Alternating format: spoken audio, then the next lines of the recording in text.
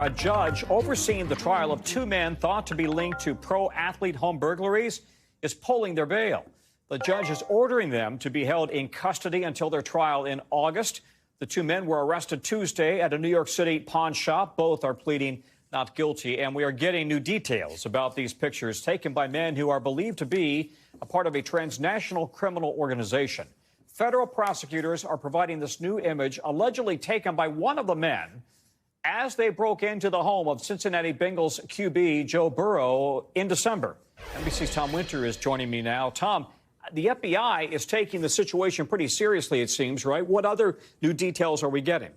Yeah, so seriously that Brian Driscoll, the acting director of the FBI, and boy, he's had quite a week, Tom, actually had time to sit down and put together a podcast and put out a statement this afternoon talking about these transnational criminal organizations, which translated from law enforcement speak to our language that we use every day, are groups of criminals that operate with other criminal groups on multiple continents. And that's exactly what we have here. The late details today is that the two men, so you have a group that steals the stuff, according to federal prosecutors in the FBI, and then you have a group that sells the stuff. And two of the men that were picked up earlier this week, just 2 blocks from where I'm sitting, fencing, basically taking the stolen goods and then selling it back out for proceeds and paying everybody out. The two of those individuals, you're looking at them here in court, Juan Villar and Dmitry Nijinsky. Both of them, in the case of Villar, was actually out on bail, and the other gentleman was due to be out on bail, and the judge says, look, we're not going to go for that. He says that effectively he would be releasing them 2 days before the Super Bowl to put, in his words, to be out there for a Super Bowl of an opportunity, which is that you have women and children at home.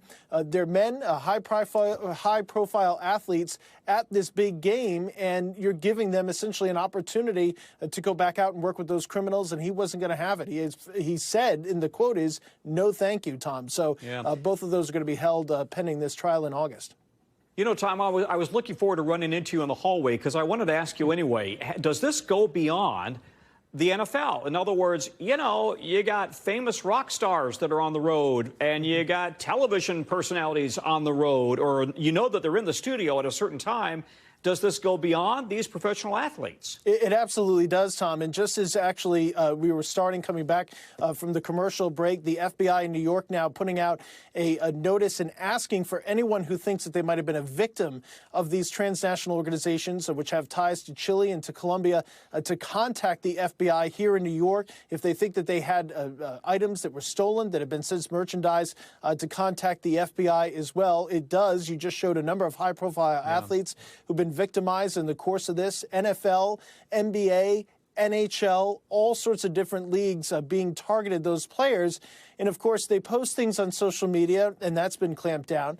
And then, of course, the information about where they are is out there. You know which team is on the road at any given point. It's a league schedule, and any of us can pull it up on any phone or device. So, yeah, this poses a potential problem. But given how large of a scope this is, the hub here in New York, Florida connections, the stuff that's going on in the Midwest, Tom, I think this is going to get a lot bigger from here.